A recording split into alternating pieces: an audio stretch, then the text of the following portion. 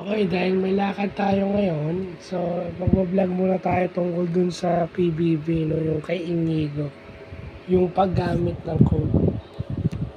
Paggamit ng code, no, para itago yung katotohanan. Although sa labas, pwede yon. Pero nasa rules daw ng PBB na pag housemates ka, bawal yung paggamit ng code. Bawal yung nakatalokbong ka habang may kausap ka.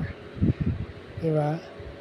And nangyayari sa totoong buhay yun na dahil meron kang ayaw malaman, kagaya na pag nagbo-vlog ako, hindi ako nagbabanggit ng real name. Pwede naman yun, basta wala kang pinangalanan. Nasa kanila yun kung tatamaan ka. Pero, may mga tao rin naman na, mahilig mag ganun. Kagaya nung ginagawa ni Inigo, na may standard sila. So bakit sisitahin mo yung tao? Hindi naman kasalanan nung Sophia kung hindi siya pasok sa standards mo, tsaka hindi naman ata siya nagpapapansin sa'yo. Diba? People have their own beliefs and their own standards na pag hindi ka pumasok dun sa standards nila, mali ka na agad. Kaya sinasabi nila na diba? Kasi may mga taong hindi marunong makibagay. No? Kasi yung sinasabi nga ni Inigo, that's coping up mechanism. That's what keep you sane. Yeah? Pero hindi mo ba naisip na baka maka-open ka? Although ganun ka sa sarili mo, diba, nakikipagbiruan ka, may masasabi ka, pero baka maka-offend ka ng ibang tao. So kung yun yung mo ng sanity para sa'yo, paano naman yung ibang tao? Diba sasabihin nyo, ganun kayo, magaan lang kasi ang loob sa inyo, pero hindi dapat inilulugar nyo rin, hindi parate. And then pag sinabihan kayo, bigla kayong magsiseryoso na. Pag sobrang seryoso, hindi naman kayo tama yung sasabihin nyo saan kayo lulugar. Hindi kasi kayo marunong bumalanse. Ang biro, kasama sa buhay yan, pero hindi sobra. Yung pagiging seryoso, hindi rin dapat sumusobra. Yeah, yun nga lagi ko sinasabi. So ito lesson sa akin to, yung nangyari kay Inigo. Na, saka feeling niya may gusto daw sa kanya si Lela, kahit banggit na nga na wala naman. Hindi naman porket kinakausap ka ng isang babae, may gusto na sa'yo. Mahirap yung asumero ka.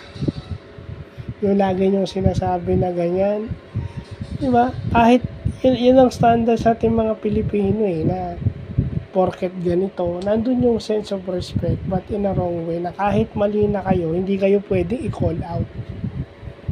Diba? Pag kino-call out kayo sa vlog, then tinamaan kayo, tapos ang sasabihin nyo lang dahil kino-call out kayo sa vlog pina-vlog mo kasi.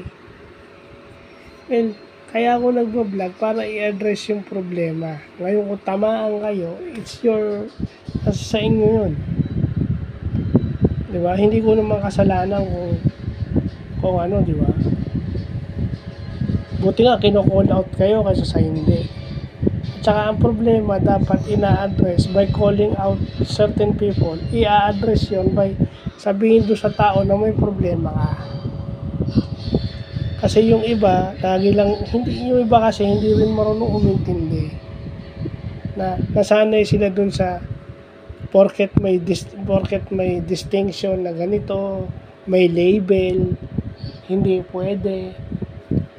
Pero come to think of it, kahit na siya magulang mo, kamag-anak mo, malapit na kaibigan mo, makagaanan mo ng loob, hindi ba susceptible yun sa pagkakamali? At kahit ako, susceptible ako sa pagkakamali.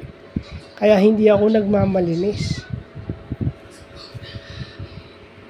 Kaya nga nung sinabi ko na may mga tao na hindi tumitingin sa itsura mo, totoo yun. Dahil lagi tayo nakatingin sa itsura. Dahil ang lagi nating tinitignan o may mga experiences kayo na tinarayan kayo dahil sa itsura nyo. Pero hindi lahat ng tao ganun. Gine-generalize nyo kasi na porket kayo sinungitan, ganun na kayo. Hindi lahat ng tao is titignan yung itsura nyo. minsan mas titignan ng tao yung ginagawa nyong tama at yung ginagawa nyong mali para i-call out kayo. So a lesson from Inigo na sumunod sa rules, hindi lang dahil porket yun yung kanyang para hindi siya maparanoid or hindi siya magkaroon ng mental health problem while inside the PBB house. You could talk, but also you have to obey rules. Sabi nga nung sa last season sabi nga ni Sofia we cannot escape with rules. May mga rules yan, may mga ethical standards yan. Na hindi porket magulang mo siya or hindi mo siya pwedeng i-call out or ganyan. Or ang tingin ng mga tao ron is mali na dahil kinall out mo. Totoo naman eh. Masakit lang talaga yung totoo. Sasabihin nyo na naiinis kayo sa akin dahil ako pasaway na anak. Inaamin ko naman. Hindi naman ako nagmamalinis na mabait akong anak in the first place.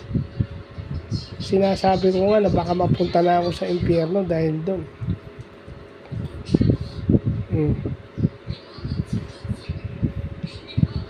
So, yun lang po.